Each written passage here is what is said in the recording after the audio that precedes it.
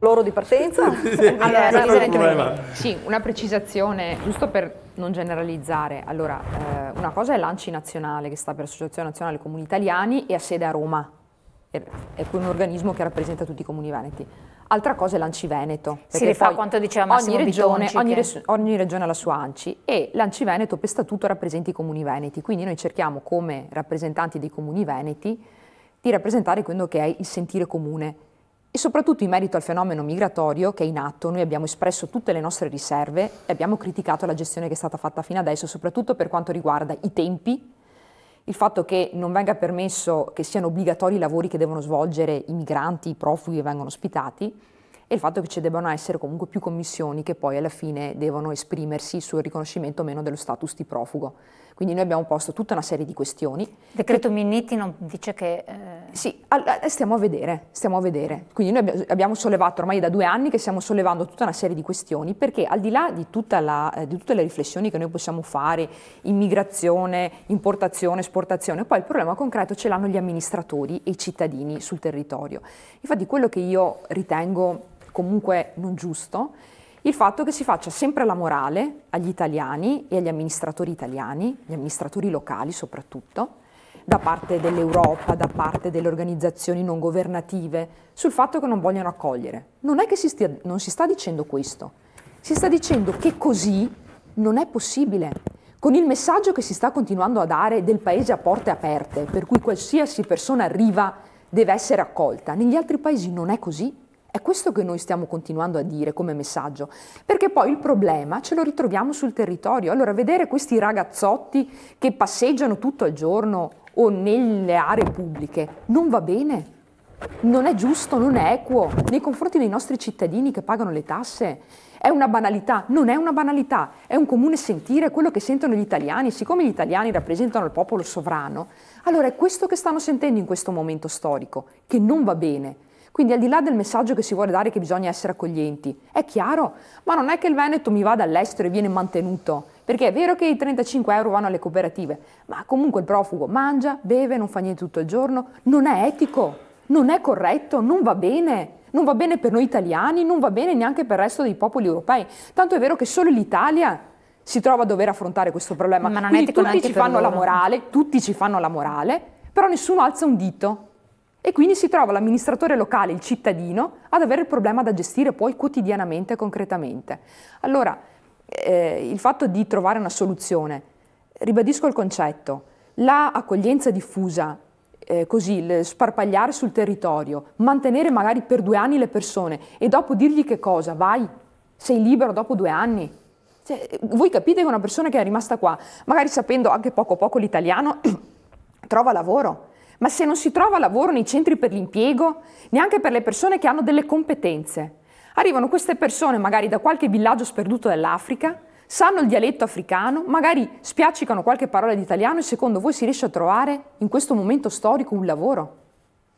Quindi non è, ribadisco il concetto, cattiveria o la non volontà di accogliere, è che noi dobbiamo essere realisti in base alla gestione che noi abbiamo dei nostri cittadini, della nostra popolazione. Quindi il fatto di accogliere lo si fa se si hanno le risorse per poterlo fare, con delle regole. Il fatto di chiedere delle regole non vuol dire essere razzisti, è il fatto che noi ci dobbiamo dare una società organizzata, perché così si gestiscono i fenomeni, se no noi non facciamo altro che creare razzismo. Perché poi il cittadino ovviamente, trovandosi in questa condizione, reagisce e ha perfettamente ragione. Sì, un po' di coerenza, scusa se mi inserisco 30 secondi, perché dopo alla fine abbiamo amministratori locali che sono completamente schiacciati sul governo o che comunque insomma hanno ovviamente all'interno delle loro amministrazioni di centrosinistra oppure dell'NCD e poi fanno dei ragionamenti che sono contrari a quella che è la politica del governo, cioè non devono dirlo a chi è coerente con questo e chi sia a livello locale, territoriale che nazionale dice che non va bene questo tipo di accoglienza e che bisogna cambiare registro. Non si può fare la politica Giano bifronte, cioè nel territorio anche i parlamentari, non so, del centrosinistra, del PD o dell'NCD dicono una cosa nel territorio e poi a Roma sono completamente asserviti a un governo che sta facendo una politica completamente sbagliata, ma la sta facendo sbagliata anche per quello che dice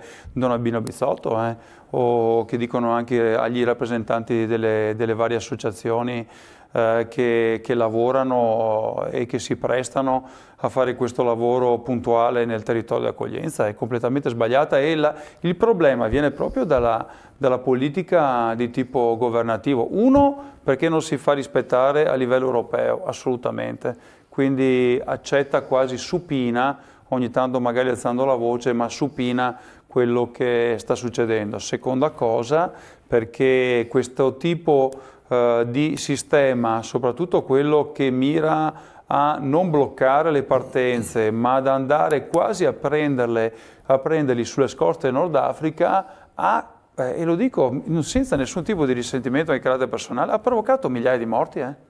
Cioè, questa scelta scellerata crea un'illusione, un'aspettativa di essere ha creato migliaia di morti che sono partiti, va bene, con i barconi, sono stati spinti, e dopo vedremo anche da chi li ha spinti e quali sono le organizzazioni che sono dietro a questo business, ma sono morte migliaia di persone per colpa, altro che razzismo, per colpa di chi ha sbagliato una politica e una scelta a livello centrale. Qua non c'entra niente il buonismo, non c'entra niente l'immigrazione, non c'entra niente il razzismo. Qui è sbagliato completamente quello che stanno facendo. Chiaro. Un po' quello che aveva preso il Massimo Bitonci, assecondare quello che è una logica di politica non nazionale, secondo lei? Beh, io penso di essere stata coerente su tutti i fronti in ogni occasione, quindi non c'è dibattito televisivo o riunione anche in ANCI. Mi è capitato anche di fronte ai prefetti di non difendere i comuni del Veneto e i cittadini veneti, criticando anche il tipo di politica che è stata intrapresa. Io sono un sindaco, quindi non è che ho questi grandi poteri, però la voce per il mio territorio l'ho sempre fatta sentire, perché ritengo che bisogna trovarsi i tavoli per far sentire la voce, perché sbraitare tanto fuori senza portare avanti comunque nessun tipo di proposta, alla fine ci rende solo isolati. Il fatto invece comunque in ogni occasione, soprattutto nei tavoli, non so se la cosa possa servire, però intanto viene fatta, permette quantomeno di far capire che cosa pensano i sindaci veneti e i comuni del Veneto, che comunque è una regione che ha il proprio sentire, che è molto diverso da quello che si sente a livello nazionale. Perché però c'è un sindaco che si trova a gestire da solo magari un problema come quello a Padova della Prandina, a parte alcuni sindaci magari della Lega Nord e centrodestra, mi pare che gli altri sono stati tutti zitti a sperare che non succedesse la stessa cosa nel loro comune. Che solo chi viene magari davanti allora direi che è troppo comodo ragionare così, stiamo zitti, basta che non succeda nel mio comune. Poi se succede a un altro comune, magari c'è un sindaco di centrodestra, allora va bene. Se succede a uno di centrosinistra, allora non va bene. Non è che funziona così. Guarda che la sottosinistra si espone sempre molto. Fra un po' la suddivisione sarà e arriveranno in tutti quanti i comuni, quindi tanti si pentiranno. Cioè, il sindaco di Bagnoli, che inizialmente aveva detto sì, questa è la realtà, aveva detto sì, accettando un compromesso, ma dopo un domani mi danno la caserma, oppure così. Ha fatto un errore fondamentale. Nel momento in cui ha detto di sì, dopo c'è stata un'occupazione e si è affidato a noi. Una società completamente devastata. Cristina Toso, poi Emilio Bizzotto e poi passa a voi, prego. Sì, io su questo condivido quello che dice Elisa Venturini sull'aspetto delle caserme non dismesse, le caserme funzionanti o comunque i luoghi funzionanti adatti ad accogliere, a mantenere, ad accogliere, a poter ospitare persone sotto controllo, in maniera regolata, in maniera specifica, dove c'è il personale medico, il personale infermieristico, dove si possono controllare anche quelle che sono quelle che noi chiamiamo fedine, cioè penali o meno, la parte di origine, e quindi verificare anche se quella persona che è richiedente asilo è un delinquente o meno. Quello che dico che la maggior parte però di quelli che arrivano dagli sbarchi finora sono state donne e bambini, e anche i morti sono stati donne e bambini. In Italia sono entrati 26.000 bambini non accompagnati l'anno scorso e sono arrivati anche qua in Veneto. È ovvio che sono pochi di quelli conosciuti, dei casi conosciuti, perché dei casi, no, un momento, no, dei casi, i dati sono dati, potete andare a guardare sul sito di Padova domani. Ma pochi I minori dei casi non accompagnati conosciuti del comune di Padova sono afghani certo. e albanesi, sì, che non sono arrivati con... ve lo dico io. Cioè, ve lo dico io, andate a vedere, spendiamo 1,5 milioni a Padova e sono tutti quanti afghani che sono arrivati per la rotta dei Balcani, cioè non sono arrivati assolutamente, quindi non c'entra assolutamente nulla. Stavo ancora finendo il discorso. Finisco un attimo. Perché il 99% sono maschi, quelli che sono, 95% sono quelli maschi. Che vengono affidati alla caserma, quelli che sono stati affidati alla caserma Prandina, sì, il 99% erano ragazzi. Anche in provincia di Padova sono maschi. Però ci sono anche famiglie comunque, perché vengono divisi quando arrivano tra uomini e donne, tra loro ci sono famiglie che hanno minori. Guardi, nella via dove abito, io abito in Arcella, quindi abito a Padova. Va bene. Forse nel quartiere più contestato, dove ci sono più etnie presenti, dove la difficoltà culturale 30%. È presente ogni giorno, dove ci sono le ragazzini delle medie che devono per forza cambiare strada per tornare a casa perché si trovano alla torre. Ma questo non è bello, questa non è integrazione, è quello che hai toccato in modo cruciale. Un attimo che sto... devo fare il completamento del discorso. Quelli non sono i clandestini che avete portato voi, sono quegli altri che avete portato voi. Dove ci sono persone migranti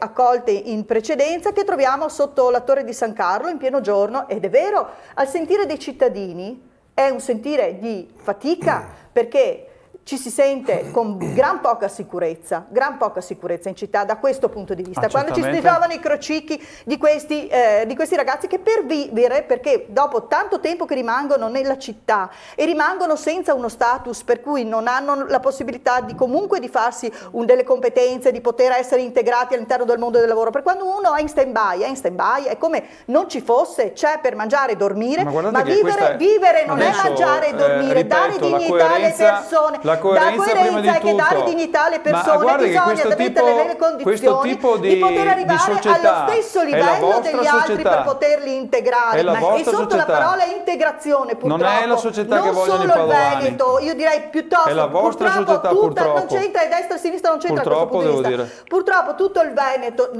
non solo il Veneto, l'Italia e tutta l'Europa, sotto la parola integrazione, vi ricordo che avete governato, su 25 anni, avete governati quasi 20 voi. L'Universal Peace Federation, di cui sono rappresentante, ha fatto molto, lo fa nei paesi, perché ci sono rappresentanti come me, lo fanno nei paesi, ma davanti alle guerre, a meno che non sia in Centrafrica, dove i carri armati vanno e non riescono neanche ad arrivare alla fine all'inizio del Mediterraneo, quindi non riescono ad accedere agli sbarchi, a meno che non sia in Centrafrica, dove c'è la guerra tuttora.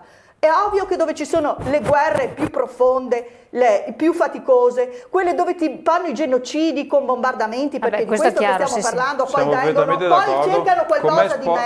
cercano qualcosa di meglio. Il problema è che c'è una legge in Italia, la Bossi-Fini, va bene, che viene applicata male, non si può ma vanno a prenderli sulle coste del Nord Africa per la Bossi-Fini. Andrebbe migliorata, certamente, il flusso migratorio non dipende dalla legge, ma la legge che è stata pensata vanno a prenderli a 5 km a 1 chilometro dalla costa con la Bossi-Fini. Però attenzione che la Bossi-Fini risale a un'era geologica completamente diversa, che economico-politica nostra. Se volevo sentire Don Bisotto che aveva chiesto la parola, poi lei. Chi dei due? Non mi ricordatevi la parola voi. Non mi ricordo chi ha alzato per prima. Ma io allora nell'intervento che ho fatto prima ho spiegato perché a mio modo di vedere il problema nascono dall'alto ed è un po' la guerra tra i poveri, questo aizzare i nuovi poveri che arrivano, i vecchi poveri contro i nuovi poveri, cioè i poveri di casa nostra contro quelli che devono scappare dall'Italia, i nostrani che scappano dall'Italia perché non hanno futuro,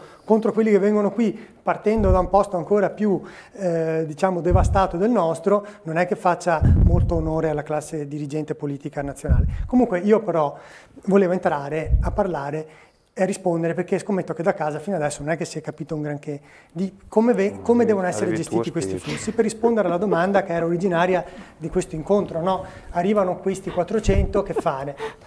Allora, cercherò di spiegarlo in maniera rapida e in maniera poco tecnica, se no... Questi arrivano su disposizione da parte delle autorità centrali, diciamo governative. Il rappresentante del governo nelle province è il prefetto, che siccome avevamo avuto fino a poco tempo fa un governo di un certo colore, gli esponenti prefettizi erano esponenti, anche sia pur tecnici, erano esponenti di quel colore là. Okay? Mentre molto spesso le amministrazioni, specie qui nel Veneto, hanno un colore diametralmente opposto. Questo cosa significa? Che il prefetto, quando ha dovuto allocare gli stranieri, immigrati, profughi, come li vogliamo chiamare, clandestini, non si è trovato d'accordo con... Quando li ha dovuti allocare nel territorio ha trovato un muro, perché vi è uno scontro ideologico tra chi ha avuto ordine da parte del governo di aderire a questa cosa. Sindaco, io non l'ho interrotta. Ma bisogna dire anche cose vere, cioè o uno ha contatto con le amministrazioni pubbliche e conosce i sindaci e amministratori. Se lei non riesce a rispettare le regole di un dialogo, qui io non so come riesce a portarle all'interno del comune. Neanche il consigliere comunale lei.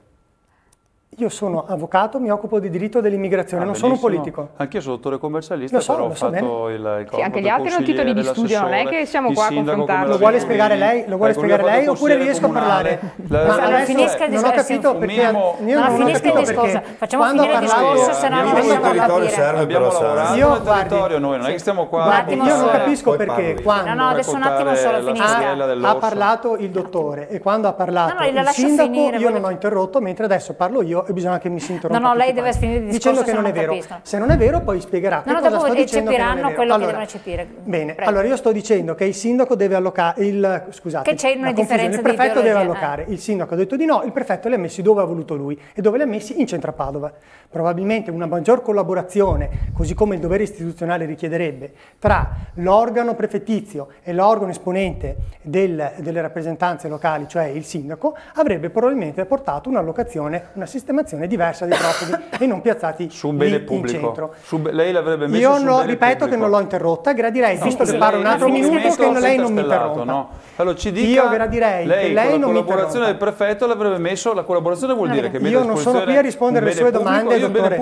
Io non sono qui a rispondere alle sue domande, gentilmente mi lascia finire e poi dopo rispondo. Che anche lei, cioè sono i privati o un discorso? Guardi, io così non riesco a parlare. Ho parlato già poco, ho lasciato parlare gli altri, vi prego, è giusto che deve finire il discorso, alla sua correttezza, visto che quella degli altri non c'è. Allora, finisca il discorso, prego. Io sto dicendo questo, che il Movimento 5 Stelle, che avevamo 2 consiglieri di minoranza, ha provato a proporre qualcosa di utile per tutti, perché queste persone che stanno lì in pieno centro storico bighellonando senza non fare nulla, danno fastidio un pochino a tutti, anche a loro stessi, perché uno non è che parte e viene qui in Italia per andare al parco a girarsi i pollici. Quindi noi abbiamo proposto che queste persone facessero dei lavori che possono essere di pubblica utilità. Questa proposta, questa mozione è stata presentata in Consiglio Comunale.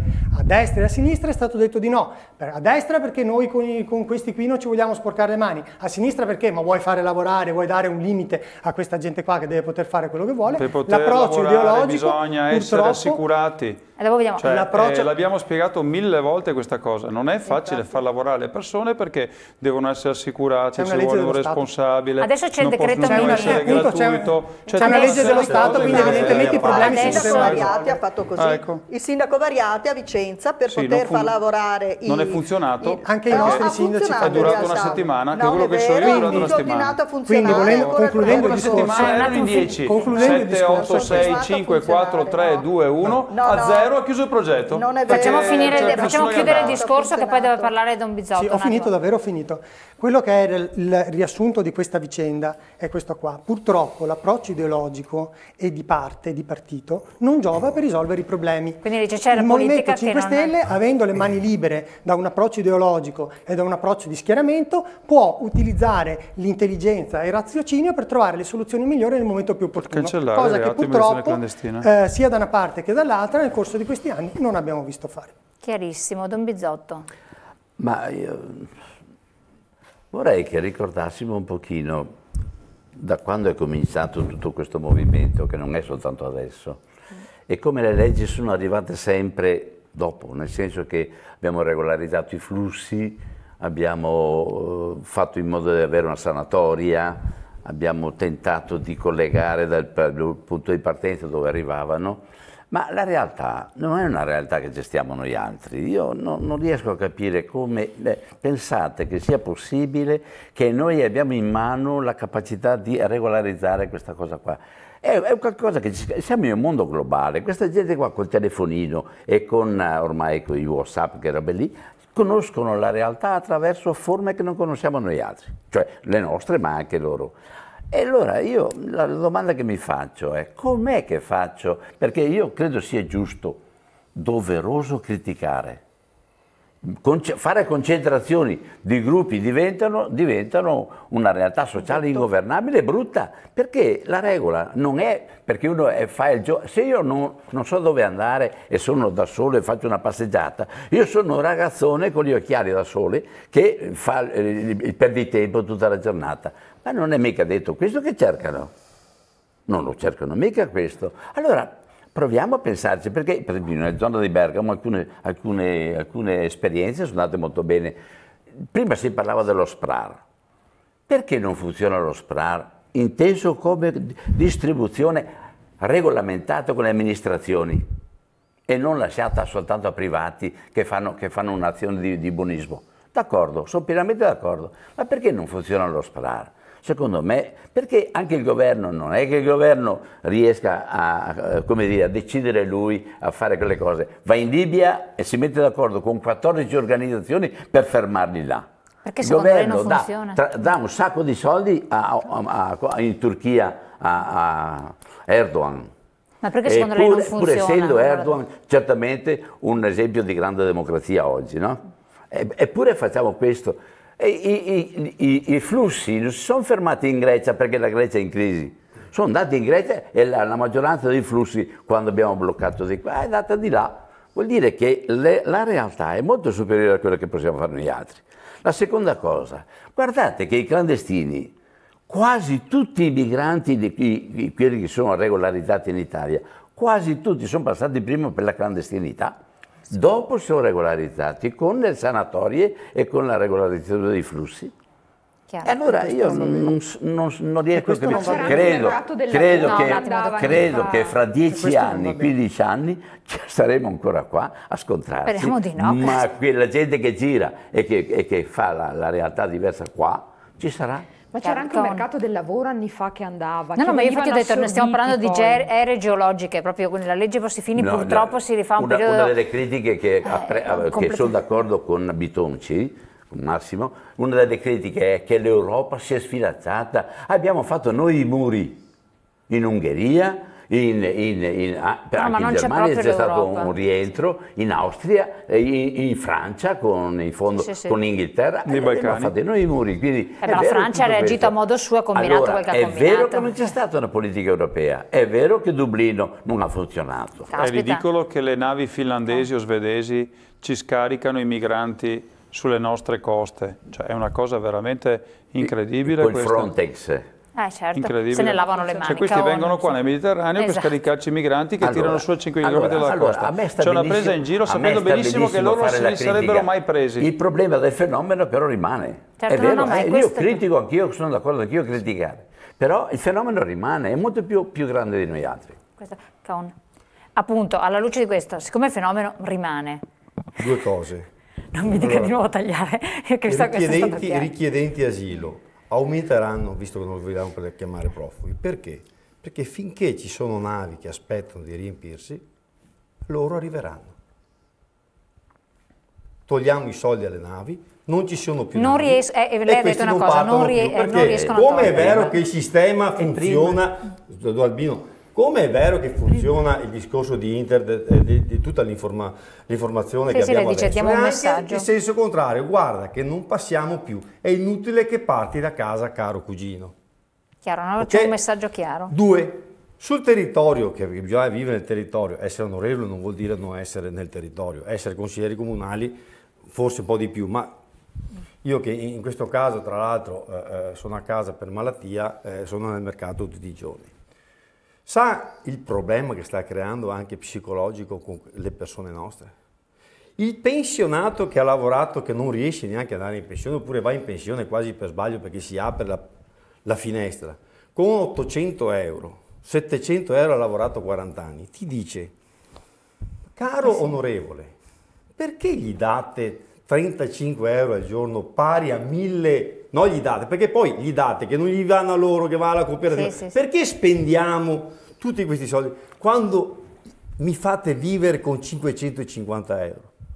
Questo vuol dire alzare l'onda della gente che comincia a star male, anche se non sta male. Perché io le chiedo, c'è una cattiva proporzione. Arriva qua una persona, non sappiamo chi sia, e spendiamo 1100 euro. Bravissimo. Io lavoro 45 anni in fonderia, non so se ne vivrò a 7-8 perché mi viene fuori il tumore e mi devo accontentare di 650 euro. E io le chiedo, siccome lei questo è il problema grosso. Bravissimo. Allora lei rappresenta comunque il governo. Io sono sempre stato contro al governo di questi sul discorso di immigrazione, in maniera totale, guardi. Ma che cos'è che, allora, vista che questa è la situazione... Io sono d'accordo con lui sulla rendicontazione, sono soldi pubblici, andrebbero rendicontati fino all'ultimo centesimo. Chiaro, no, ma questo anche per le ONG, io sono d'accordo su questo. A livello governativo, quando lei va a Roma, si riprenderà, poi tornerà appunto a Roma, quindi rappresenta i cittadini che incontra, dai sindaci all'ultimo, al signor Beppi, poveretto, che vive con 600 euro. Eccepisce questa situazione, magari ne parla, nelle commissioni se ne discute. Che cosa viene risposto? Non ce ne frega niente. Cioè, capire il cittadino, questo, cioè voi rappresentate questi cittadini, vuole capire. Viene fuori dalla parte governativa, dal governo, viene fuori proprio non l'inefficienza, l'inadeguatezza e anche in qualche caso l'inefficienza. E mi spiego dove. Non riescono a creare quei rapporti internazionali dove l'Italia, dico una brutta parola forse, magari quando 30 anni fa noi avevamo, quando noi eravamo più poveri. Ma perché questo? Perché ci sono interessi. C'è stata una deficienza politica estera da anni e la diplomazia estera va mantenuta, anzi è la base del nostro paese. Quindi non contiamo nulla. È un paese che trasforma, un paese trasformatore, è un paese di transito, come lo stiamo chiamando. E questa è la grande base. Noi abbiamo tralasciato. Che vada come vada, in qualche maniera ci arrangiamo. Adesso non contiamo nulla. Adesso da qualche modo ci arrangiamo. È venuto fuori il business per 4 miliardi e mezzo. Sono business, sa quanto 4 miliardi e mezzo? Quante aziendine vorrebbero fatturare 4 miliardi e mezzo? Certo, non ho allora, da qui diventa il problema che abbiamo creato lo zucchero anche per chi va a crea un'agenzia di viaggio. Abbiamo creato delle agenzie di viaggio per portare qua le persone perché poi fruttano a 30 euro al giorno. Questa è la verità. Allora, torniamo su questo tema, tirando anche un po' le conclusioni, dopo la pubblicità.